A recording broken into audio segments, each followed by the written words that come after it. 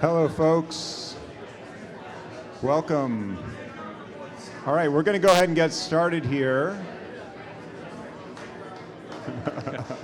We were having great conversations. Great Yeah, energy. no, yeah, exactly, Eric. I'm glad people are having a great conversation. For folks in the back, we've got plenty of overflow seating upstairs in all the conference rooms, so you can go ahead and head up the stairs or the elevator, and we've got 4 conference rooms upstairs, so you don't have to stand. You don't have to stand in the back. So, and it looks like we have one or two chairs still up here in the front. All right, well, wonderful. Thanks, everybody. And so welcome to BioGenerator. I'm Jim McCarter, Senior Managing Director of BioGenerator Ventures, where we create, build, and invest in companies that are solving important problems in human health and in agriculture. Hey, John. And do that right here in St. Louis. So we're the startup arm of BioSTL, a nonprofit that for 25 years has laid the foundation for the growing innovation economy in St. Louis. BioGenerator has invested nearly $50 million to help start 137 biotech companies here in St. Louis. Those companies have gone on to create thousands of jobs and have raised an additional $2.9 billion in follow-on investment. We've also supported over 200 companies with office and lab space here at the BioGenerator labs in Cortex and at the Helix Center in the 39 North Innovation District in St. Louis County. So for Innovators Hour at BioGenerator, we're thrilled to have another record turnout today. I think we have over 200 people. And we've set up a simulcast with overflow viewing upstairs, so do avail yourselves of that. It looks like some people are in the back or heading up in the elevator there, so thank you guys for taking advantage of the overflow. So thanks for everyone for being flexible with us as we grow this event and make it a positive experience for everyone. I hope you'll consider joining us again in the coming months. This fall, we feature Jeff Staub and Tanya Sager from Plastomics and Plant Transformation, Corey Berkland from WashU and Bond Biosciences in Genetic Disease Therapeutics, Erica and Andrew Barnell from Genoscopy, and Andrew Young and Allison Mayer from WashU, BioGenerator, and Paradex in Cancer Diagnostics. So search Innovators Hour at BioGenerator for our website and more information. Okay, so for today's Innovators Hour at BioGenerator, I'm thrilled to welcome Eric Leuthardt from WashU Medicine and Aurenar. So among Eric's many roles, I'll just list a few, but you're the Shi Huang Professor of Neurological Surgery, Assistant Vice Chancellor for Innovation and Commercialization, Division Chief of Neurotechnology, Professor of Neurosurgery, Neuroscience, Biomedical Engineering, and Mechanical Engineering. So lots of hats that Eric wears, as we'll get into here. And then not to mention your many roles in neurotech startups, which we'll talk about today. So just to get started, I'd love to start with a more kind of personal side of things. Sure. In terms of your background. I think the first time you came to St. Louis, but correct me if I'm wrong, was when you were an undergraduate. That's right. At St. Louis University, and you had kind of an unusual major for somebody who was heading on to medical school. Yeah, so I got a degree in biology and theology, and so I studied a lot of, again, actually a number of different religions, but I was really into, I was actually really into the meaning of things and what drives and motivates people, and I thought religion was an amazing way to study that. Yeah, so tell us more about that decision to spend, because you're going to spend a fair amount of your time taking theology courses. Yeah. What was that exploration like? Well, let me take a step back sure. for what led me to that, because people do. Because again, here I am, a professor of engineering, and my training is in theology. Maybe I'll kind of go a little further back in terms of my background that led me to that decision. I was actually a terrible student. Like in grade school, and they thought I was a slow learner, and actually in high school I was always getting into detention. Like I had so many detention. This is Cincinnati, is that? It was in Cincinnati. Okay, So okay. I went to a Jesuit all-boys school, and I graduated with the distinction of having the most detentions and not getting expelled. So I was pretty proud of that. But anyway, my mom was getting really sick of picking me up, in the afternoons after detention, and so she put me in a neurosurgery laboratory. And the guy who ran that lab, his name was Keith Crutcher, and he had this, and he, without, So is it an after-school job, or this is? No, it was both after school as well as during summers, and so And at that time, I was working on, and actually the paper came out, and I'm not exaggerating, 30 years later. But I was working on dissecting chicken embryos and sympathetic ganglion and looking at how magnetic fields could alter their neurite outgrowth. And so, but more importantly, as I got to know Keith Crutcher, and again, I'm a high school student in a neurosurgery lab, and he would just sit and talk to me for hours, and we would talk about science and the meaning of things and religion and the philosophy of kind of, behind science and why we did things and what's the purpose of our lives.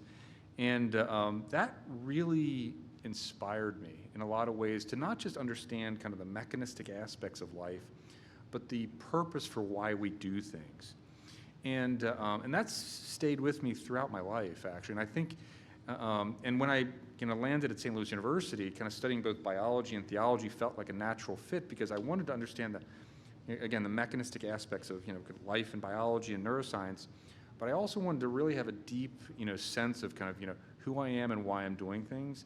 And I think, and I did a lot of writing as part of that theology major, and I think that's always embedded in me kind of a higher purpose for kind of what is motivating the here and now. And I still say to this day that theology major was more important as an education than my biology degree by orders of magnitude for my long-term career success. Right, right. I want to talk a little bit about medical school, but before that, I want to jump ahead though, because when you and I were talking 2 weeks ago, you talked about this idea of three pillars around brain-computer interface and how you want to kind of strategically think about your life.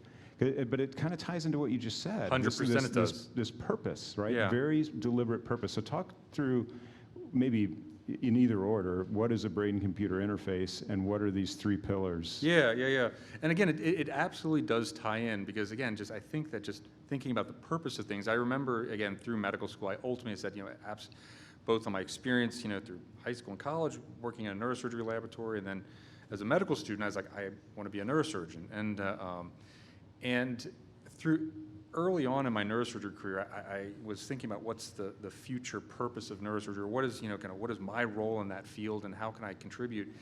And at that time, we were seeing some of the earliest evidence of brain-computer interfaces. This idea that you could, use your thoughts to control a machine. And again, I was, fascinated through my undergraduate education by this mind-brain relationship, and I really thought that brain-computer interfaces are the future of neurosurgery.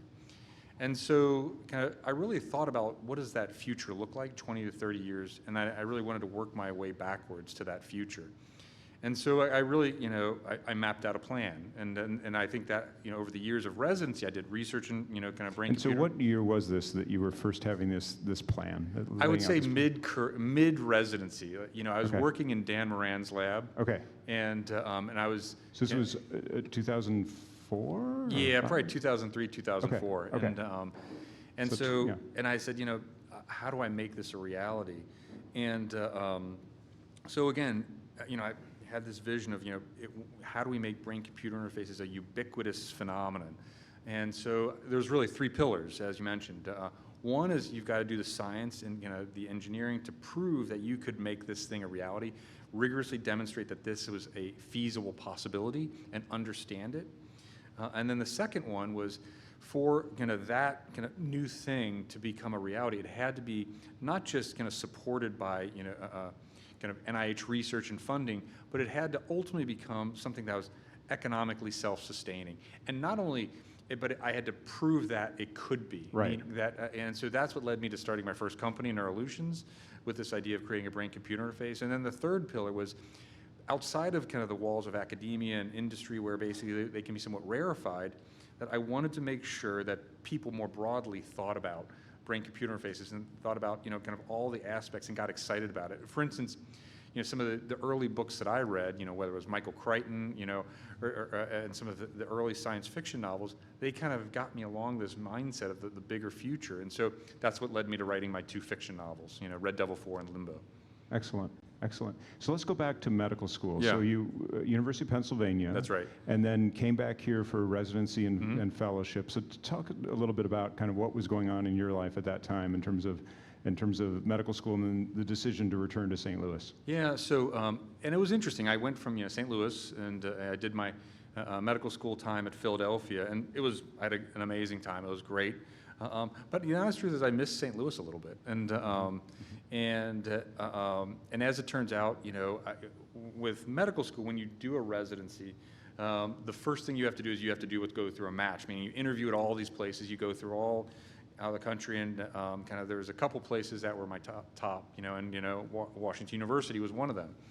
And I remember very clearly when I interviewed here, I had this just great conversation with the chairman at that time, Ralph Dacey. Mm-hmm. And he's just a very erudite, thoughtful individual. And I remember being struck by him. And actually, I just happened to be interviewing when that weekend he was having his Christmas party. And so I remember I came over to his house, as a medical student, for the departmental Christmas party, and I was talking to somebody, and I remember thinking to myself, and I was talking to this person, I think it was a resident, I was like, yeah. Gosh, I really like Ralph Dacey. He was amazing. And he was happened to be sitting right behind me, and and he has kind of a mild Bostonian that he's like, now that's great to hear, and so anyway, I ended up matching here, and I remember, again, early on, I really liked reading this magazine, Technology Review, that comes out of MIT. And I was seeing some of the early elements of brain-computer interfaces, and I was like, that's it. That's where we got to go.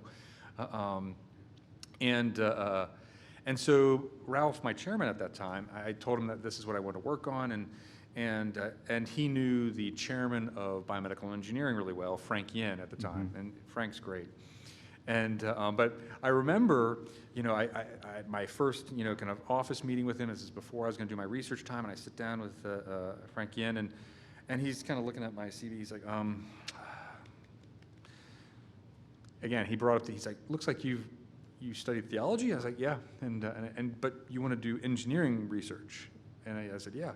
He said, but you don't have an engineering degree. And I said, correct. And he's like, well, why don't I put you with this new guy, Dan Moran? And so anyway, I went and I met with Dan, and we started talking, and Dan and I hit it off. And I mean, he's been my mentor, he's my friend, he's a buddy, and I think the one thing that neurosurgery residents know how to do very well is work really, really hard. And so anyway, he took me into the laboratory, and what we really got excited about at that time was epilepsy patients require invasive monitoring, meaning that they have to put electrodes on their brain to figure out where their seizures are coming from. And both he and I realized, that's a really unique opportunity to study human cortical physiology, brain signals. Right. And so kind of over the course of a year, I learned to, code in MATLAB. I built my first amplifier from scratch.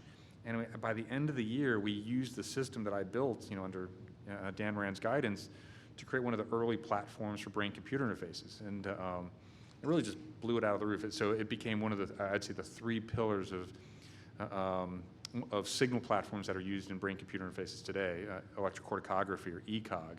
And that, took off. I mean, I was really recognized for the paper. It's one of the most cited BCI papers out there today. And that really set my trajectory for kind of this idea of neurotechnology and brain-computer interfaces. And also, I think that one of the other fundamental learnings was that how absolutely powerful it is when you get people from very different disciplines thinking about things, that it's at these liminal edges of kind of people coming from very different backgrounds that great ideas emerge. And that's really stayed with me really to this day. Right. So before we jump into talking about your first startup, Neurolutions, maybe just say a little bit about what is a brain-computer interface, what are the components, what makes something a BCI as opposed to some other kind of neurotech? Absolutely. So, a brain-computer interface is a device that is taking some signal from the brain and decoding it for some type of output. And I always break it up into 3 simple buckets. There's sensors, that you've got some type of signal that's recording a signal from the brain. It can either be a microelectrode in the brain, it can be an electrode on the surface of the brain, it can be an electrode on your scalp, or it can be either non-electrical ways of monitoring brain physiology. And you've got the second bucket is computation. So you're taking those signals and you're digitizing them, and you've got some type of algorithm that's basically decoding the intent from that user, so you know and convert that intention to some type of output. And that output can be anything from a robotic arm to a cursor on a screen. And that ultimately what that system is, those three things are doing is converting the intentions directly from your brain to some type of way that you can interact with the world around you. Mm-hmm. So that sort of sets the stage then for Neurolutions, which was a very specific application of this. That's right. But Neurolutions kind of pivoted along the way, became less invasive among other things. That's right. And so maybe to take us back to kind of when you and Dan were ideating 2007 or thereabouts around the first idea of what Neurolutions was going to be. 100%. And then take us through kind of how it changed. Absolutely. So when we first started, electrocorticography, signals taken from the surface of the brain, seemed like the ideal platform for brain-computer interfaces. And again, we started this company around 2007, 2008. And so it had some advantages. Because you didn't have to penetrate the brain, obviously it was less invasive. When you have electrodes directly on the surface of the brain, you can access high-frequency signals, which gave you a lot of, and it turns out those high frequencies told you a lot about microcircuits in the brain. You could have a lot of power of decoding intention. So we could decode motor movements, we could decode speech. And also, there was a real durability to the signal. What I mean by that is a lot of implants at that time, when you take microwire electrodes and implant them in the brain, over time they form scars around them, and then you lose signals over time. And so from a neurosurgical standpoint now, you want to make sure that implant is durable. And so we had this idea that we were going to create this thimble-like construct that was going to provide, kind of control to people with severe motor disabilities like ALS and high spinal cord injury. And so we got the company started around, as I said, 2007, 2008. And we were raising capital, and early on, things were looking good.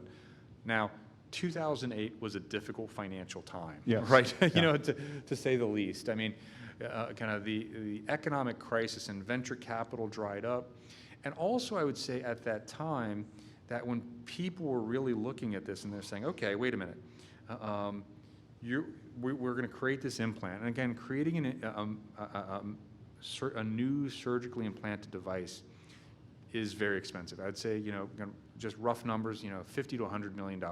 It's a really to get that to market, right? To get it to market, that's right, because you've got to, creating the device is expensive. The clinical trials for validation are expensive. It's the whole regulatory process. And so here we had this, pretty expensive and long timeline for the company, and relatively speaking, a relatively small market. What I mean by that is that when you look at spinal cord injury, when you look at ALS, that's in the single-digit thousands, maybe 5, 10, maybe number of people that would benefit. 15,000 patients that could potentially be affected. And so again, investors are looking at this and they're saying, okay, this is going to cost me 50 to 100 million bucks.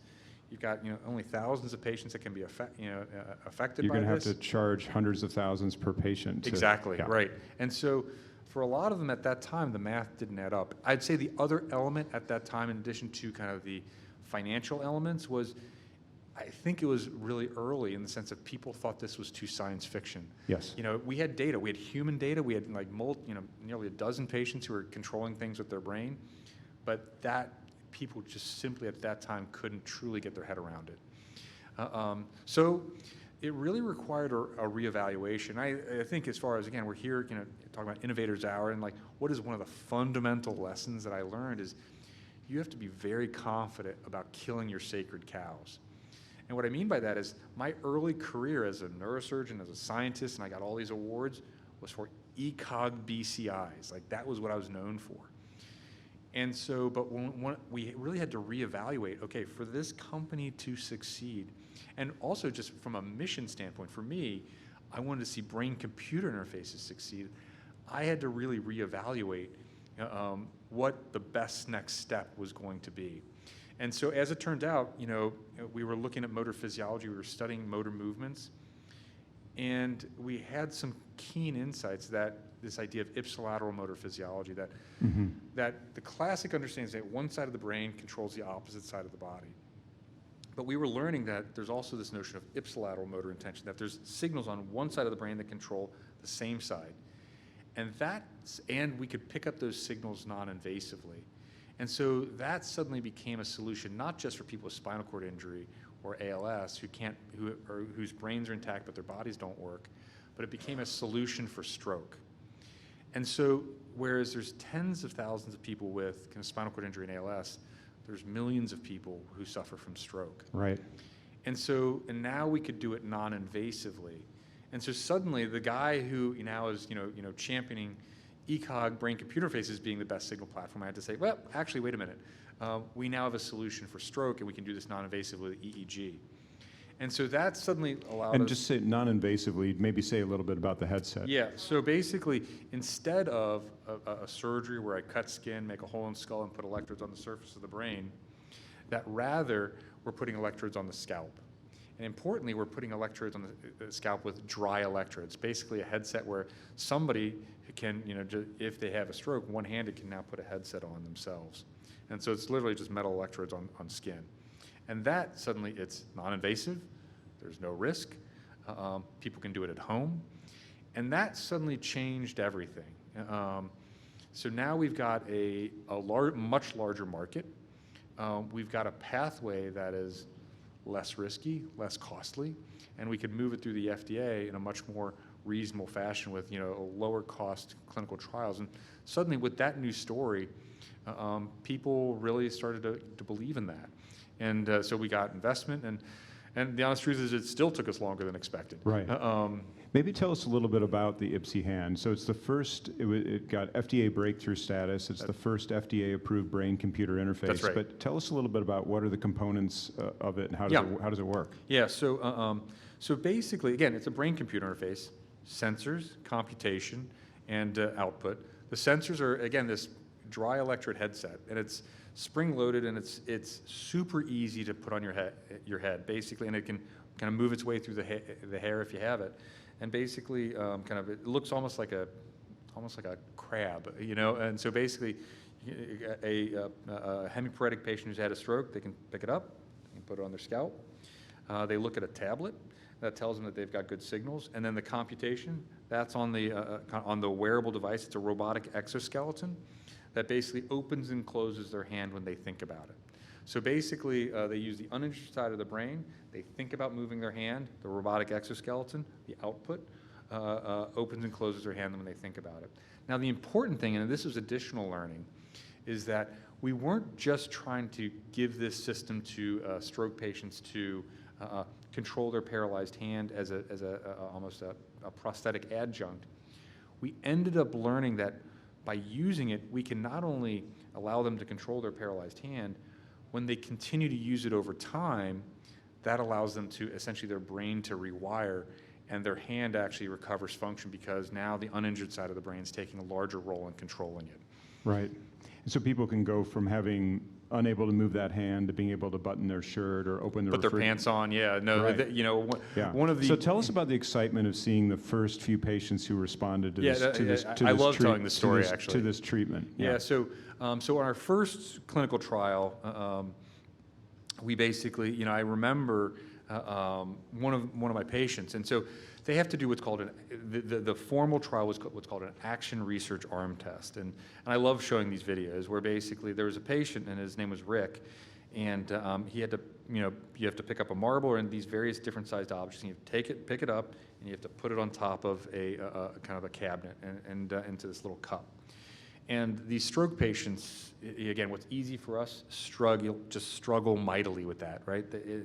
And it's because there's different objects, there's very defined heights. It's a relatively objective measure of how dexterous their hand and their arm is. And so, again, one of the videos that I love to show is that, Rick, when he first tries to pick it up, it's just nothing's happening, right? He's got this hand, it's balled up into a fist, and, and you can see, again, and what I liked about Rick is he was this firefighter. He was just this, just this rigorously independent, and he was determined to see, if he could get better. And he's around 4 years out from his stroke, and the video just shows up, like you just see him, and just every ounce of him is trying to pick up that marble, and he can't do it. 4 weeks later, after using the Ipsy hand, you see him, and again, it's not perfect, but he picks up that Right, and he's marble. not using the exoskeleton. That's right. Right. Yeah, no, he's not using the exoskeleton at all. But he's been training with the system, and Right. now he picks up that marble and he puts it on top of that cabinet. And you can just see him just this deep sense of relief about seeing a change, and that again, in some senses, there's this spark of hope for him that he didn't have. Right. But the thing, and again, this was, and I still kind of get choked up about this, is that he flagged me down in the hallway, and he said, "Dr. Leuthardt, I just want to let you know I can put my pants on again."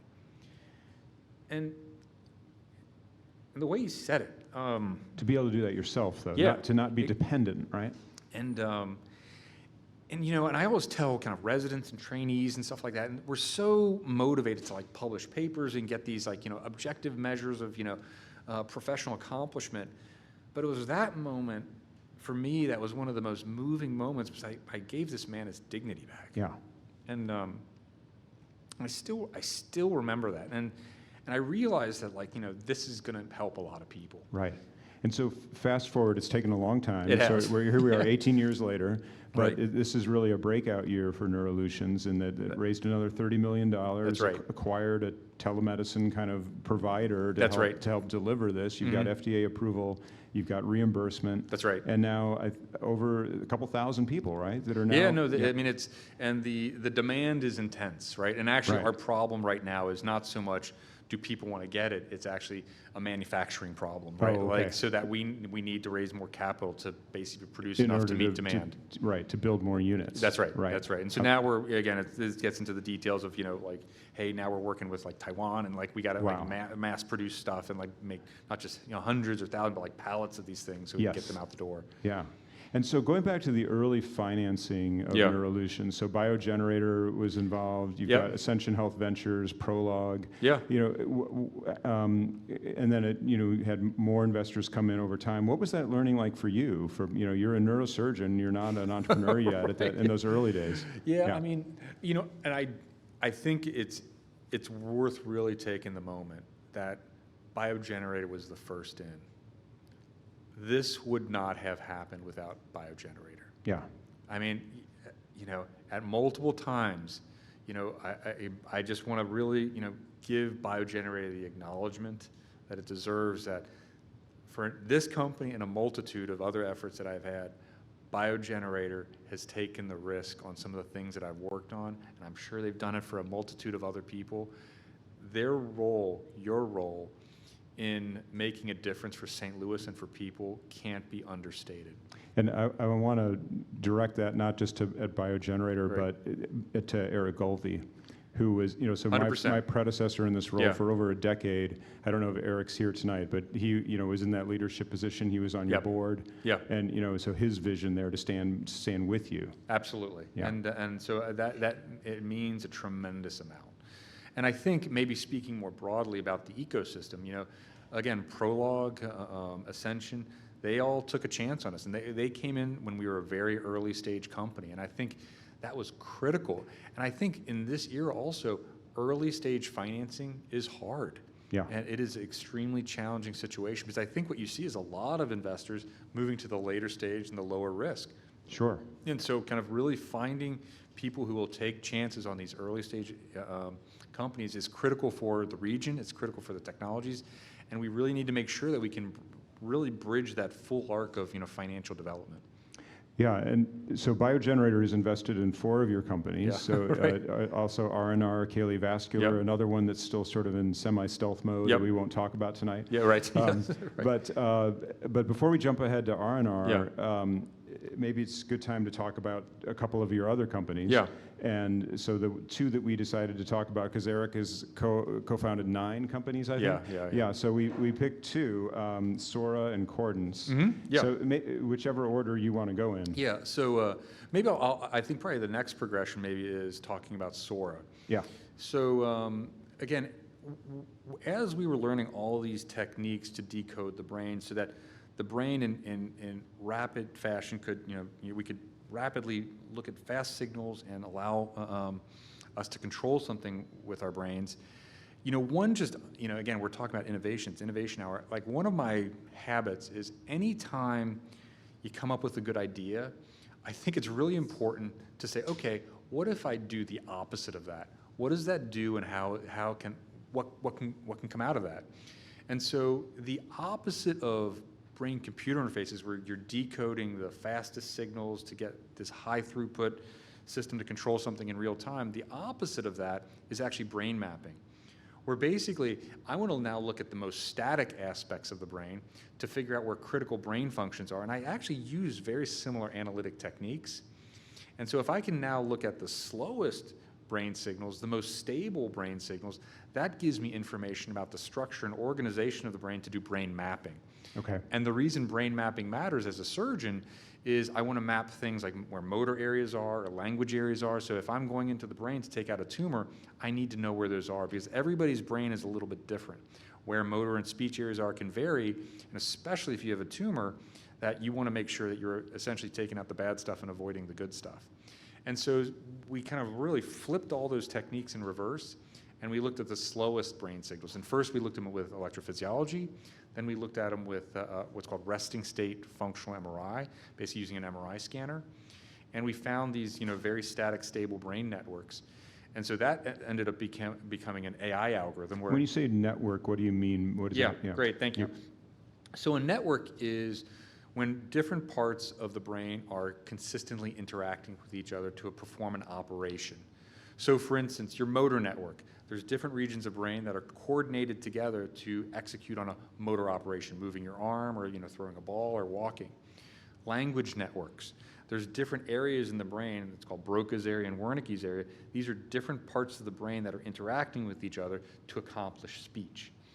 And so as it turns out, these areas share what we call very slow time series. So basically very slow oscillatory behaviors. So if we look at the correlation of those slow oscillations, they identify these brain networks.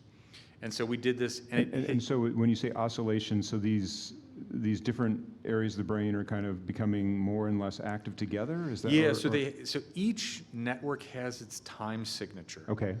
And so all those areas, whether they're voxels or electrodes, they share kind of similar time signatures. And so basically the key is to find that shared time signature, and then you kind of map it onto the anatomic structure, and it lights up those critical areas. Okay. And so what's interesting is that historically, to do that, it was extremely labor intensive. It would take like a postdoc 3 days to kind of create a map for you for one network. So I had these absolutely brilliant graduate students in my laboratory at the time. Actually, I always have brilliant graduate students in my laboratory all the time. They're always smarter than me, but so we developed early on, this is before AI was a thing, we developed some AI algorithms back in 2011, 2012, it's called a multi-layer perceptron, and basically use that to automate the brain mapping capability. And so, that transformed how we do surgery here at WashU.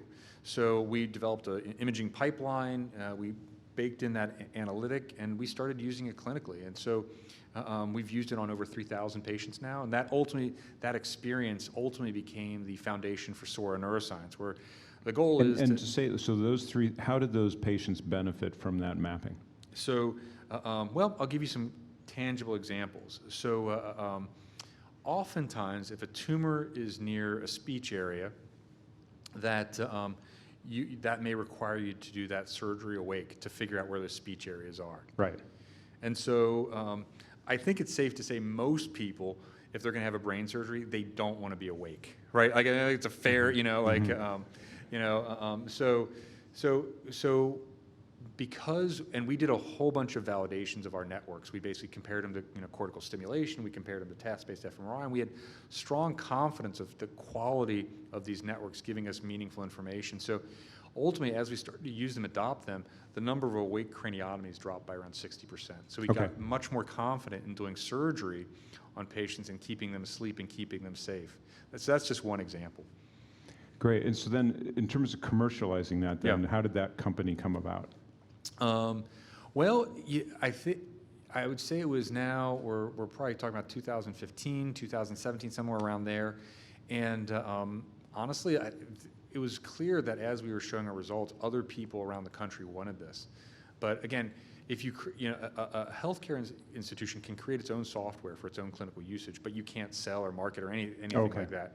So it was very clear to make this a tool that other surgeons could use, that we had to get it FDA approved. And then the only way that was happening is you have to start a company, and we have to get, really go through the process of really thinking that, can this be a product that really has not only clinical value but commercial value? And so, I ultimately connected with the intellectual property attorney of Neurolutions, who had since retired from his legal practice and wanted to get into, and he ultimately became the CEO of the company, and we've been, fast friends, since that time. And so is that now commercially available then? Yes, it is. It was actually just FDA cleared about 3 or 4 months ago. Oh, just recently? Okay. Yeah. So we're really excited about that. Yeah. Thank you. Congratulations. Yeah. So, before we talk about the next innovation, how many FDA cleared or approved? It says 2 we've talked about. Are those the 2, or are there others that? I guess my intellectual property is technically tied to 18 startups. Right, so there's been some others that have been cleared, but I can't say. 600 issued patents. That's and right. 1,800 patent applications. So no, 600. You're giving me too much credit. 600 patents and 1,000 pending. And is this the connection to Nathan Myhrvold? Yeah. Maybe just do a 1-minute detour into that, because it's a fascinating story of kind of the. So I was early on, as I was getting kind of known for being the brain-computer interface guy.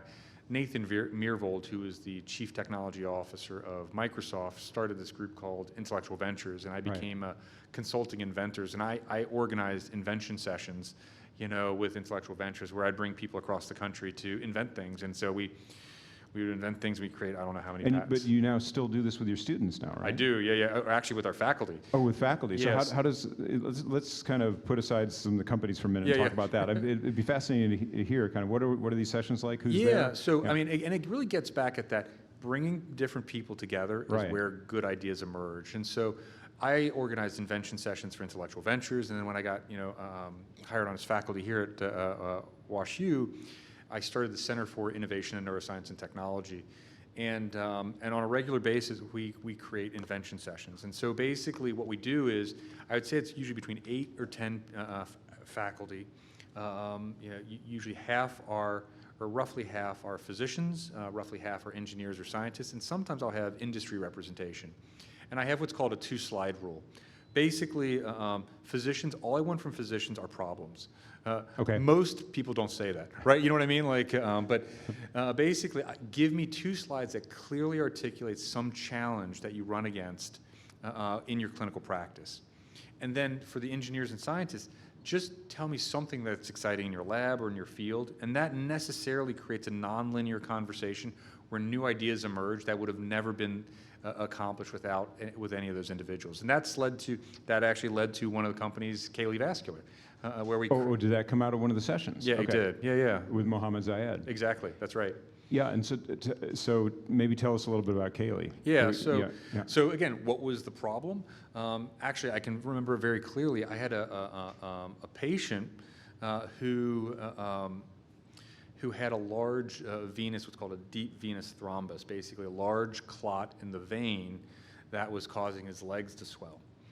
And so that patient was put on blood thinners and antiplatelet agents, and they tried to thrombectomize him. And he had a hemorrhagic complication where he hemorrhaged into his spinal cord, and that's what brought him to me. Wow. And so he got paralyzed because of that, and he was otherwise a normal, healthy guy. And I remember at this invention session, we're like, large venous clots are a problem. Yeah, how do we get rid of them, right? Yeah, exactly. Yeah. And so we talked about, right now we do these blood thinners, but these blood thinners have all sorts of complications.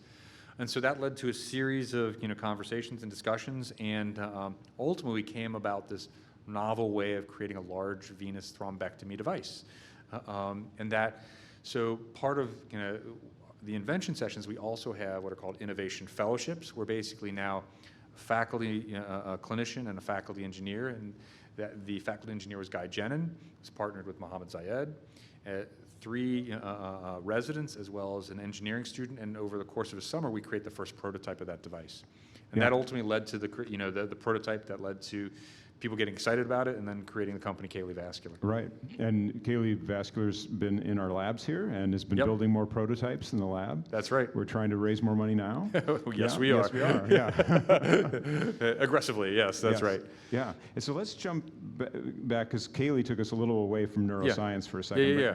But, tell us about Cordance and the work you did with Hong Chen. Yeah. And around blood-brain barrier. And did that come out of an ideation session? It did. Oh, it did? It Okay. did, absolutely. Okay. So, and I can, again, all these like companies, I remember the conversations or the things that start them. So, so I was sitting down with Gavin Dunn, he's another neurosurgeon, and I sometimes I say, what's the biggest problem you deal with? I love to ask Sure. that. And Gavin's like, there's a certain genetic marker associated with brain tumors, and if you know that marker in advance, or if you could know that marker in advance, it's a compelling reason to do an aggressive resection versus a not aggressive resection. Yeah, so you have to know about the molecular nature of that tumor. Right, but you only learn about it after the surgery. Oh, okay, right, when it's taken out. Exactly, Yeah, and yeah. so Gavin's like, I'd love to know if a patient is, the gene marker is IDH1 mutant. And so I was like, you know what? I think I know the right person to put together with this. And so we had an invention session where the idea was, and Hong and I talked about kind of this idea of, what if we use ultrasound instead of putting a needle in the brain?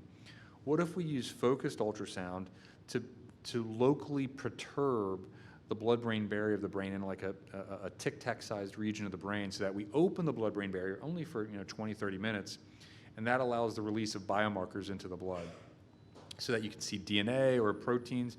And so the idea is that with that ultrasound and a blood test, you can now get the molecular information out of the brain without So actually... the molecules leak out through the opening in the blood-brain. That's right. The temporary opening in the blood-brain barrier. That's they right. enter the bloodstream. And then through kind of again, you get a blood test, and you can do genetic sequencing or metabolomics or proteomics, and you can figure out, because you've got a baseline, and basically it's two blood tests. So you've turned a brain biopsy into a blood test. That's exactly right. Yeah, That's exactly right. And how did that wind up at Cordance? Yeah. So we filed our patents, and actually we got really we were really the first to this, and right now this whole field is exploding, but we were really first to come up with this idea. So we had really great issued patents around this idea, and I was thinking about, okay, I really want to get this to the next step. We got to start a company, and actually, I'm a Aspen Institute fellow, and that's a whole another thing. Maybe I'll talk about it briefly, but yeah, sure. So it's something we share. So, yeah, exactly. yeah, well, yeah. You nominated me for I it. did. Yeah. Yep. So a good nomination, though. yeah. So the Aspen Institute really, it's a real privilege to be part of this, and so basically, once you get nominated and you get into as an Aspen Institute fellow, they bring together really kind of leaders from around the country, and you spend 2 years doing really deep reading about what it is to have a good society. 5 weeks over 2 years, not full time for 2 years. Yeah, right. Yeah, that's right. Yeah, but it's an amazing experience. It's really well coordinated. And the people that you do this fellowship, you become very close with. And I've been, my fellowship group meets every year since we've graduated, and her name is Lisa Soon, and she's actually the head of the AHA venture group, the American Heart Association venture group. Okay. And she said, Eric, I just met this guy, Ryan Dittmore. He's got this brain thing, I don't know, but you should talk to him. Right. And he was developing a really an elegant ultrasound system, but he'd really never thought about, we call it sonobiopsy now, this idea of using ultrasound to create a blood test to replace a brain biopsy. And as it turns out, we really gelled really well, and it was very clear that what we were developing here really fit well with his technology. So ultimately, we became really important shareholders in the company, and that now is it actually. And we've gone from mice to rats to pigs to first in human trials. It's now NIH sponsored, and actually got a breakthrough designation as well from the FDA. And so now it's... and will that be, is it a device? Is that the... It'll be a device, that's okay. right. Yep. Okay. And again, it's, fingers crossed, but I think we're in a really good place from a financing standpoint. And so, but hopefully that technology, we're going to be moving pretty quickly to FDA clearance as well. Excellent. So one more company story before we move on to other topics, and that is finally getting to Aurenar, Yeah, which is the right. one on the sign there behind you. So the thing that's interesting, that you made a comment earlier today about this idea that just because it's neurotech doesn't mean it's treating a neurological disease, right? That's right, It's, yep. And so maybe tell us the story of Aurenar and how it's that broader leveraging That's of right. neurotech for human health. Yeah, so, and you're right. So this idea that the nervous system touches every part of our body. It is involved with every organ in our body. And so we can use the nervous system to treat a whole host of diseases that we don't think of as a neurotech solution. And so Aurenar, it's fundamentally about kind of non-invasively modulating inflammation in the body. You're like, well, wait a minute, how does that work, right? As it turns out, if you think about, and maybe some people in the audience know about the vagus nerve. The vagus nerve is basically a cranial nerve, a nerve that basically comes off our brainstem, goes down our neck, and innervates all of our organs. Very specifically, it innervates our spleen, and when it releases acetylcholine into the spleen, it basically binds to specific receptors on T cells that basically make those cells more quiescent, and they don't release key inflammatory cytokines. Really, that's the way that our brain modulates inflammation in our body. And so there's already actually... Can you step back and say a little more about inflammation, just because So inflammation is, under normal circumstances, we can think of it as the cleanup crew. So you need inflammation. So if you've had a cut on your arm and there's a scab, or there's some, if there's some injury, it cleans up that injury under normal circumstances. But very often, the cleanup crew becomes the wrecking crew. And what I mean by that is that oftentimes inflammation and the mechanisms and processes associated with inflammation, what on low levels and for short periods of time can be the right thing for healing, can become very damaging. And I would argue inflammation is fundamentally core to so many disease processes. Right. Whether it's diabetes, whether it's cancer, whether it's aging, and certainly, and for Aurenar, people doing poorly when they are sick. Like if they're in a critical care environment, they've had a big stroke, they've had a hemorrhage, they've got a pneumonia. Inflammation, when it's out of control, is absolutely damaging, and it leads to elevation and complications, poor outcomes, and cost of care. And so then how are you addressing that then with Aurenar? Again, coming back to the vagus nerve. Yeah.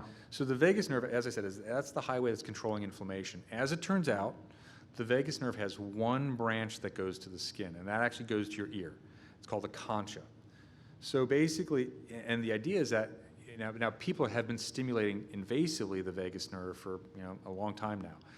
And it's just recently got approved, an implantable version got approved for rheumatoid arthritis. And so that implantable version, you showed a picture of that. It looks kind of like a pacemaker, right? Yeah, absolutely. It's kind of got a lead leading up from the chest to the neck. Exactly, that's right. Yeah, it's pretty invasive. Yeah, it's invasive. So you're not going to use that and that's also not widely scalable, right? So our idea was, well, what if we just stimulate that nerve in the ear? And where we first started testing it is in patients who've had hemorrhagic stroke, a ruptured aneurysm, or a large vessel occlusion. And the idea is if we can stimulate that nerve in the ear and basically activate this vagal nerve system to reduce inflammation, we're going to improve outcomes. And that's exactly what we showed. We've done 2 randomized trials now, one in ruptured subarachnoid hemorrhage for aneurysms or large vessel occlusion. And in both situations, when we get blood and spinal fluid, we show we can lower those inflammatory cytokines like IL-6 and TNF-alpha. Yeah, so what does the stimulator look like? Well, it's funny that you should ask me because I always carry one around with me. So, oops. Let's see, hold on for a sec. Yeah, take your time. So basically, this is what it looks like. So basically, it's an earbud. It's got 2 electrodes on the other side that go into your ear. It's adjustable for everybody's ear. We call that the earlock system. And this is disposable. So imagine think of it almost as like a digital pill. So that basically, when it's time to stimulate somebody, and the way we treat the treatment for the patient is 20 minutes, twice a day. So it's not like they have to wear this or use this all day long. 20 minutes, twice a day. So basically, in the ICU, the nurse pulls out a tab. That means you see it blue flashing. That means it's ready to go. You put it in the ear, you dial it up, you press play. It stimulates for 20 minutes, and then that's the end of it. You take it out, you throw it away, and then you're done with the digital pill. And again, for our 2 clinical trials, we use prototype versions of this, but basically absolutely robust effects. We substantially reduce inflammation. One of the key complications with subarachnoid hemorrhage, for instance, when you have a bleed around your brain, is vasospasm. That kills people. It's associated with a high level of morbidity. And the vasospasm is tied to inflammation? It absolutely is. Yeah. Inflammation around your brain causes your arteries to clamp down. Okay. And basically, once they clamp down, you have strokes and you die. And so we reduced moderate to severe vasospasm by 40%. That, like, in terms of, like, there's been other drug trials that doesn't even come close. We reduced the length of stay by an average of 3 days. And importantly, just from a health economic standpoint, per patient, we saved the hospital around $18,000 per patient. And that's not just for vasospasm, but across the board, like pulmonary care, pharmacotherapy, imaging that was required. That's 20% of the total cost of their care. Yeah. And so that's a really big delta. Tell us a little bit about with vagus nerve stimulation, Yeah. non-invasively. Yeah. There's a lot of companies out there doing a lot of things. There's a lot of consumer applications. Why did you choose the intensive care unit? Yeah, so that's a great question. So a lot of times, I think people are going after what I call the soft indications, like, maybe it'll help you relax, or, it'll help focus, or it'll help neuroplasticity generally. And then you're kind of competing with coffee and wine, and I think so. One of my philosophies, and this is what I've learned over the years, with all these companies, is the technology should have a clear and quantifiable measure for the thing that it accomplishes, and that quantifiable output should be clearly and definitively valuable to a defined customer. Right. And so often people say, well, and people don't put all those things together. And so a lot of the stuff is, so people are using vagal nerve stimulation for depression. And we actually, early on, I started to explore that. Or people are using it for headaches. And again, I don't want to criticize the application of that, but kind of quantitatively demonstrating that the value that you create in that situation is harder to do. Whereas in the intensive care unit, that in a span of 2 weeks, I can show the caliber of a vessel has changed. I can measure cytokines in the blood and in the spinal fluid. I can measure the length of their stay. I can measure how much everything costs. And so everything's measured in the ICU. It's also the most expensive part of the hospital. Exactly, exactly. And so, for instance, a good statistic is even 10% of the patients in a hospital, it's 10% are in the ICU. Okay. But they account for 50% of total resources used. Oh my gosh! Wow. Yeah. So they're huge cost. And so what I like about the ICU, and also ultimately as I think about the future, is that in the ICU, this highly regulated environment, that if these patients, and I can show beyond the shadow of a doubt, it's saving lives, it's saving cost, it's doing the right thing, and I've got all this data to support it, then I can springboard to other, what I would call, outpatient applications, because now, everybody believes us. And the other thing that I would say is what probably differentiates us, and this is where I'm absolutely biased, but appropriately so, is that a lot of times people using the non-invasive versions are doing it in a way that I don't think is adequately getting optimal stimulation of that nerve in the ear. Right. Sometimes people put things on earlobes, sometimes they put it on the tragus. The area that has pure... People do neck. The neck, the dog collar looking thing. Yeah. All those scenarios have either, incomplete or a highly variable distribution of, vagal nerve innervation. Whereas the concha, where I put this in the ear, has pure vagal nerve innervation. And also, we did again, this is the benefit of, the division in the lab that I run, we did biophysical modeling. We know the cartilage and the skin and the nerve of the ear, and we modeled exactly how big these electrodes should be, where they should be, and the device we created, basically, every time you put that earbud in, it's always going to ratchet it so that it goes to the exact right location in your ear. Right. Excellent. Well, let's open it up to questions. Yeah. And innovation, we do have a mic this time. And so, Prashant, thank you for being our mic runner. And so, who's first on? Do you have your question right there? We'll start right there. Yeah. Convenient here. Yeah, so a huge amount of your story really resonated with me, and I think that you've done all these amazing things. So one area that I'm especially interested in is sonogenetics for Sonogenetics? sonogenetics for mental health indications, and I've looked at sort of the idea of like scaling this to a large patient population, and I was wondering if you have any thoughts on what the sort of key obstacles are in that type of translation. Sure. So maybe just to say, what is sonogenetics, just for the benefit of the audience.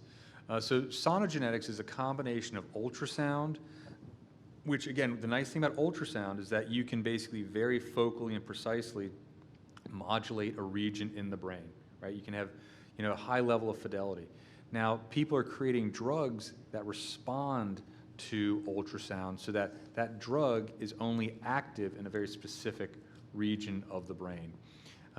Or you are modifying neurons that with a viral vector that then makes them susceptible to ultrasound. Is that an adequate representation? And so the idea is in the setting of depression or mental health that basically you could basically have a very precise way of modulating a circuit for depression and help with depression. And maybe, again, just as background, one of the, and we didn't talk about this company, but another company I got started was called Intercosmos, where we're creating a small implant to help treat depression. And that's actually in clinical trials right now. So I'd say when I think, I've thought a lot about, the clinical markets for depression, because again, the market for depression is massive. The needs for mental health in the United States are massive. I would say the two things that I think about when I think about, mental health issues. One is, if you remember my original mantra, quantitative measure for, that has a clear and definable customer that somebody will pay for, is, with depression, sometimes getting the metric of a change in mood. There's MADRS scores, there's, the Hamilton D scores. They're still kind of somewhat subjective. They're better, but they're still hard to get, right? Like as far as like, so I think that to me has always been a challenge associated with, kind of mental health, getting that quantifiable metric that you can really hang your hat on. And then the second aspect is then who pays for it, right? Because I'll give you another example. Vagal nerve stimulation, implantable vagal nerve stimulation has been approved for depression for I think close to 10 years. But CMS and insurance companies won't pay for it. There's actually a really big randomized trial going on right now to see if that'll help if they can meet an endpoint that hopefully can push them towards reimbursement. So reimbursement for mental health solutions has historically been a little bit hard.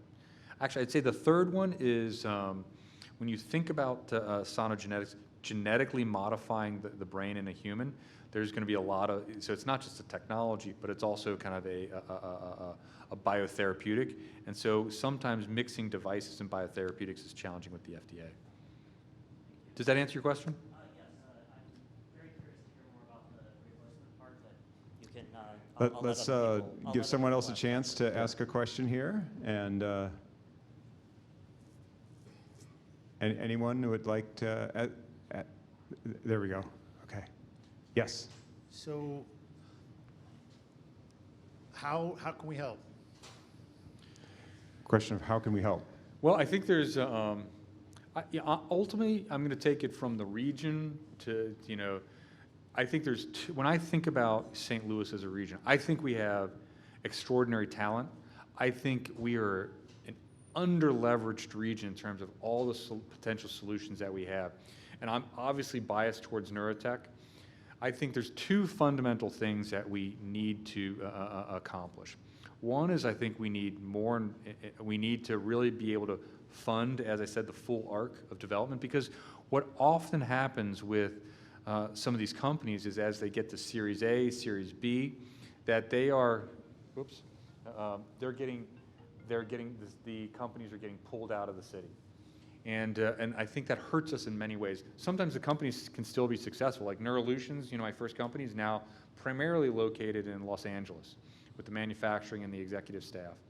And what happens is that, number one, it's affecting jobs, but when that company succeeds that basically that the executive talent and the people who've accrued some value, that they're not in St. Louis anymore. They're not here to kind of be the next generation of executives to start the next neurotech company.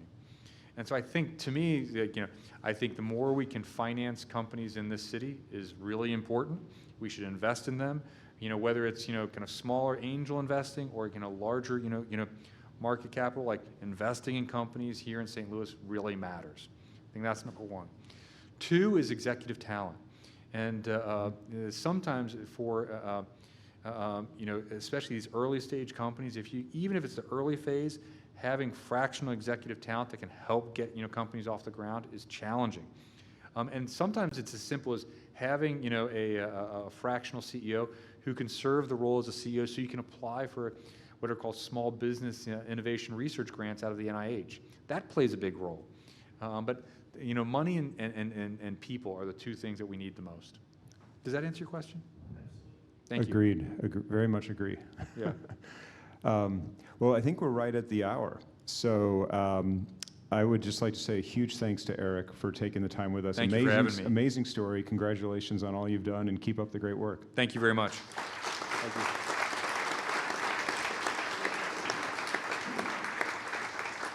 Thank you.